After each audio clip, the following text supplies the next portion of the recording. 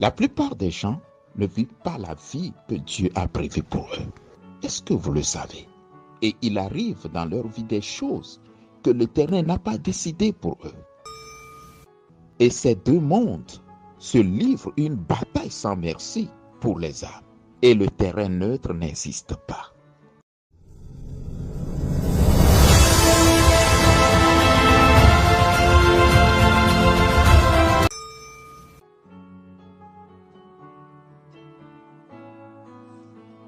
Bonjour, que la paix soit avec vous.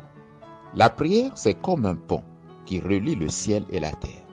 C'est comme l'échelle de Jacob qui amena l'atmosphère du ciel et la manifestation du royaume de Dieu à Bethel où se trouvait le patriarche. Dans la prière du Seigneur, le Notre Père, Jésus enseignait ses disciples en leur recommandant de prier de cette façon. Que ton règne vienne, que ta volonté soit faite sur la terre comme au ciel. Cette prière est pleine de sens et vous allez comprendre pourquoi. La plupart des gens ne savent pas la réalité du monde dans lequel nous vivons. Certaines personnes aiment accuser Dieu en disant pourquoi il n'intervient pas contre le mal. Vous avez peut-être déjà entendu parler de l'histoire de cette jeune fille qui avait perdu ses parents dans un accident de circulation. C'est horrible. Nous savons que c'est vraiment désastreux. Mais cette fille, furieuse contre Dieu, avait l'habitude de dire « Dieu m'a arraché mes parents ». Elle le disait avec une grande amertume. Mais est-ce que Dieu avait arraché ses parents? Les gens aiment à tenir Dieu responsable de tout leur malheur. Mais les mêmes personnes ne veulent pas prêter attention aux instructions que l'Éternel nous donne. Nous vivons dans des mondes parallèles. Il y a le royaume de la lumière, bien sûr, mais également le royaume des ténèbres. Ces royaumes ont leur dimension et s'interfèrent sur la terre des humains. Tout ce qui arrive n'est pas la volonté de Dieu. L'Éternel est bien sûr au courant de tout, mais il a donné sur terre aux hommes le droit de faire leur choix. Ainsi, si vous désirez que la volonté de Dieu soit faite dans votre vie, vous devez en faire un choix délibéré. C'est pourquoi le Seigneur Jésus apprenait à ses disciples ce genre de prière. Que ta volonté soit faite sur la terre, dans notre vie, comme elle est faite au ciel. Comme j'ai l'habitude de le dire, le pouvoir de choisir, ou ce qu'on appelle en philosophie le libre arbitre, est un grand privilège, mais aussi une lourde responsabilité. C'est au point où des gens utilisent leur libre arbitre pour injurier Dieu et les gloires qu'ils ignorent. Dans Jude 1, verset 8, nous lisons que des hommes entraînés par leur rêverie méprisent l'autorité et injurient les gloires. Certains décident carrément que Dieu n'existe pas et d'autres affirment n'avoir pas besoin de lui. Cependant, nos opinions personnelles ne changent pas la vraie réalité des choses. Nous respectons toutes les opinions, mais la vérité est unique. Que ton règne vienne, que ta volonté soit faite sur la terre comme au ciel. Au ciel, la volonté de Dieu est parfaite. Il n'y a aucune interférence. Sur la terre, ce n'est pas le cas.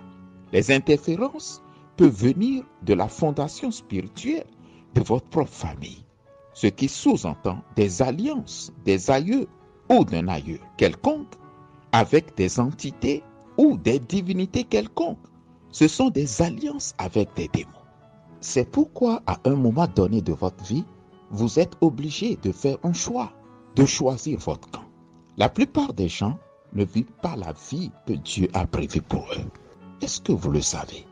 Et il arrive dans leur vie des choses que l'Éternel n'a pas décidé pour eux. Le royaume des ténèbres est alors en charge. Et c'est de là que leur réalité est pilotée. Il faut comprendre que le royaume des ténèbres travaille avec ardeur pour amener plus d'âmes dans la damnation éternelle ou l'enfer.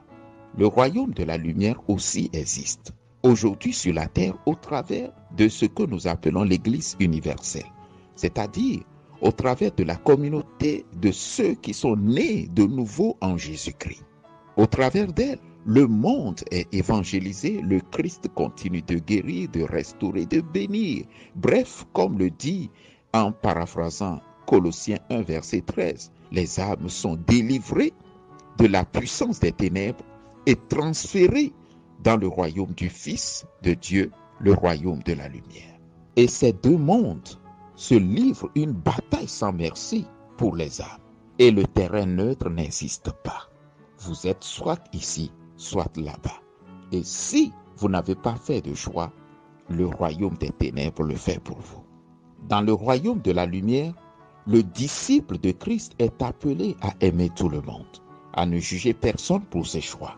Mais c'est aussi pour lui un devoir d'amour que de continuer à professer la vérité dans la charité, selon Éphésiens 4, verset 15. Et c'est ce que nous essayons de faire. Dans 1 Corinthiens 7, verset 9, l'apôtre Paul disait « Une porte grande et d'un accès efficace mais ouverte, et les adversaires sont nombreux. » L'apôtre avait reconnu des grâces merveilleuses de l'Éternel dans sa vie et dans son ministère. Mais la présence des ennemis créait des interférences. C'est de ça qu'il parlait. En homme spirituel, il était conscient pour prendre des dispositions adéquates. C'est pour cela que le Seigneur Jésus-Christ nous exhorte à prier de cette façon-là. Que ta volonté soit faite. C'est une prière adressée à l'Éternel. Que ta volonté soit faite dans notre vie sur la terre comme elle est faite au ciel. Cette prière vous aide à neutraliser les interférences et à dégager la voie pour une avalanche de grandes bénédictions dans votre vie. Merci d'avoir suivi jusqu'à la fin. Merci pour votre temps. Soyez-en bénis. S'il vous plaît, partagez ce message à tous vos contacts. Abonnez-vous à la chaîne si ce n'est pas encore fait. Likez la vidéo pour favoriser sa promotion. Que l'Éternel vous bénisse pendant que vous contribuez ainsi à faire avancer le royaume de Dieu. Et n'oubliez pas la recommandation du Seigneur Jésus, il faut que tu naisses de nouveau. Que l'Éternel vous bénisse et vous donne la paix. À très bientôt.